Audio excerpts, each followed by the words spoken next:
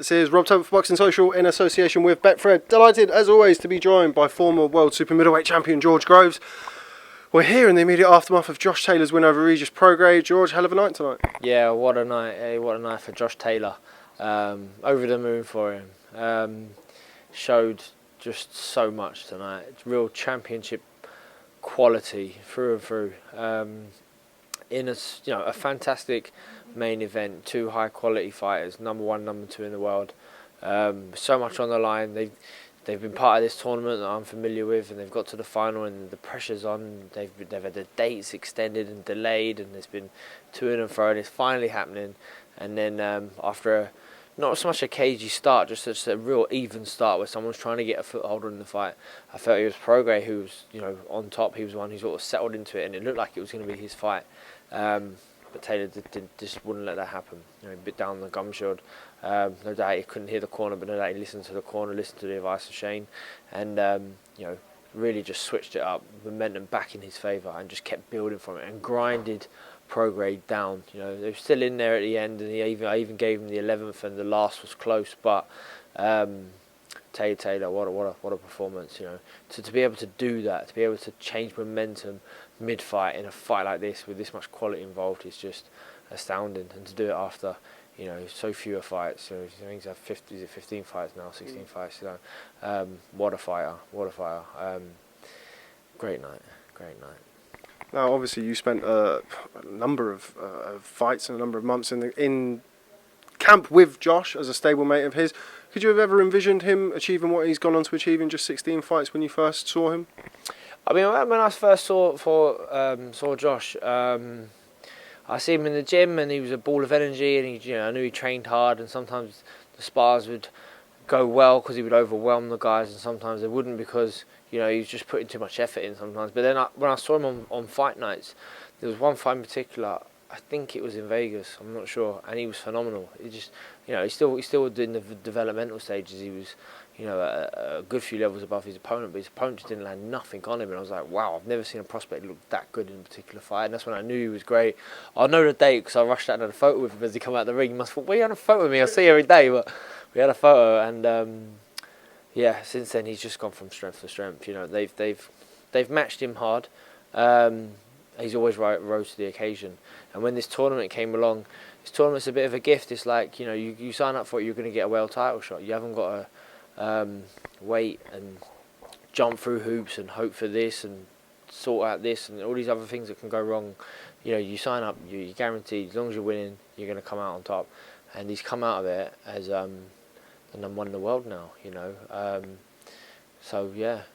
from fighting Victor Postel, which was a big step up in itself, had a little sticky moment in that fight, but showed his class, came through it to going into this tournament, and performed better fight on fight. I think the level of opposition went up, as you'd imagine, from quarter, semis, and final. Baranchek, he showed a little bit of something different in each round as well. And tonight, he was in there with a real good, classy, slick southpaw who has phenomenal head movement, great counter-punching ability, must be a really athletic, powerful fighter, just the way he glides around the ring and the shots that he can let go. But Taylor showed not only that he's got a lot of grit and he's got great chin and he's strength, but the boxing IQ to keep up with PROGRAIS and the desire. Championship, he's a winner. That's why I always had a lot of time for him. So I'm proud to say I know him now. When I went in the gym, when I first joined Shane McGuigan's gym, there was a bunch of winners there, and he was one of them. And now everyone knows it. He's proved it. I'm going to try and skate through the rest of the card because I've literally just accosted George on his way home. Derek Chisora versus David Price. Fun heavyweight fight.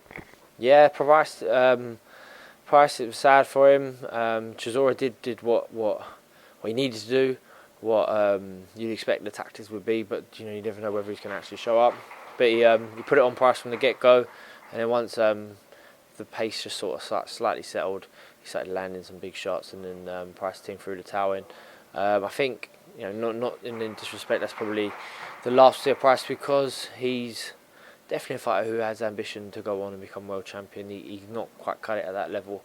He can't get past the sort of gatekeeper realm, and you throw your towel in to protect a prospect, but at this stage of his career, Price. I think he can hopefully leave the sport happy, because he's done phenomenal things as an amateur, and he's been a real gutsy profile, and been in some big nights. Chisora doesn't want to fight a world champion. It's so strange at this stage. You think, do you not want to win one? Do you not want to have a little go? Stay away from Usyk. Just don't touch Usyk. But Joseph Parker, that could be, again, heavyweights. You know, if they've got a relative name who's interesting enough. Chisora, Parker, I'll watch it. I'll probably favour Parker in that than Chisora. I think Parker's he's a good fighter. He's a clever fighter. And if he's up for it and he's had enough notice, then he performs. But it's good. That'll be a great fight. Just finally, before I let you go, 2 fighters on the card who I know you've had a keen eye on from your new role, I guess you would call it. Conor Benn, who scored a 4th round TKO, and obviously Ivan Garbu, who unfortunately relinquished or surrendered his European cruiserweight title to Lawrence Okolie. Let's start with Conor. What did you make of his performance? I think it's the best I've seen of Conor Benn. Late opponent change. I didn't know much about him. He had a couple of upset wins on his record against some prospects, so he looked like he could be dangerous. He was smart enough. I think Conor was hitting with some really good body shots, and he was blaming the low blows, and even in the end convinced the referee, and they took a point off Conor. But he showed a lot of variety today. You know, he was going head and body really well. He was varying the power, which I like. He was getting behind the jab from time to time. It was a lot of improvements, you know, that have been been waiting to see. But I think he showed a lot tonight. I was impressed with it. Maybe it's his dad now coming back has spurred him on, or he's buzzing off that or something. But it was a great win for him.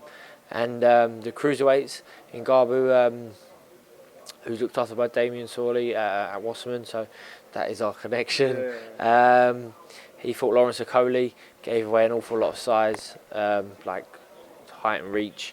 Didn't really get going. I mean, I wasn't part of his camp, so I don't know what his tactics were. Obviously, I feel he must have thought Okolie's very dangerous at the long range. Wanted to get inside and work, but as soon as he got inside, Okolie, 6'5", just leant on him, as you would do. The fight took a long time to get going. A lot of Okolie's fights do. But then obviously once he lands the big shots, then it's usually go. I thought it was quite a premature stoppage, but you know, since the guy's a European champion, undefeated, he got caught and he sort of staggered back on the ropes. But you know, he wasn't up on the scorecards, and the likelihood is he probably would have got knocked out again after that. So unlucky for him. Well done to Lawrence Okolie. Well done, Shane McGuigan. He's been promising big things from Okolie. You know, he's all right. I wouldn't rush him into a world title fight, but he's definitely well on his way. Final thing. You just mentioned Shane McGuigan. Obviously, your ex-trainer and now a very good friend of yours. Came up slightly short last year in the World Boxing Super Series final. But this year he's got over the line with Josh. How good of a trainer is Shane McGuigan? He's now got a unified world champion that he's taken from the amateurs going forward. You know him better than anybody. How much credit does he deserve for Josh Taylor? Oh no, definitely. I mean, the whole team, the whole setup. You know, they and when the public split happened between the McGuigans and Carl Frampton, there was lots of stuff dragged through the media, like who knows who side you're going to stand with. And Taylor, I feel, decided, right, I could either move on and get out of this situation, which might be toxic, or I can stay with someone who I feel is working for me. And he definitely made the right decision. He stayed working with Shane McGuigan. And you can't walk away from a contract. If you've got a management contract with someone, you can't just say, "Oh, I'm out." And some people do that, and that's a bit silly, and it ends up costing a lot of money because it has to go through court. But if you sign a contract, you're in a contract. But a trainer-boxer relationship, if it breaks down, then it breaks down. You move on. But Taylor obviously knows that Shane McGuigan gets the best out of him. I believe that they're suited. You know. Shane has a particular style of training that will only suit, won't suit everyone. It will suit the fighters that it suits, and Taylor fits the bill. He's slightly different to how I fought. He's definitely different to how Frampton fought. You know, other world champions that McGuigan's trained, but they definitely have a great bond. They trust each other.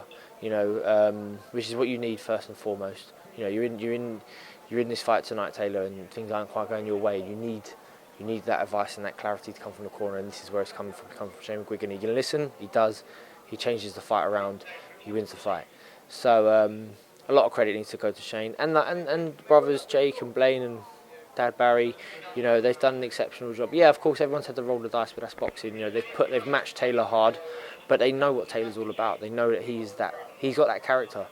You know, he's not shying away from anything. He wants the big fights. He wants to be the greatest. You know, it's inspiring. It really is, and you know, I believe that it's a great little setup. You know, he don't come around all the time, but what they got there is definitely working, and long may it reign. Okay, well, George Groves, thanks very much for speaking to Boxing Social. Always a pleasure to catch up with you. I can let you go home now. Look forward to catching up with you soon. Cool, nice one, Rob. Cheers, mate.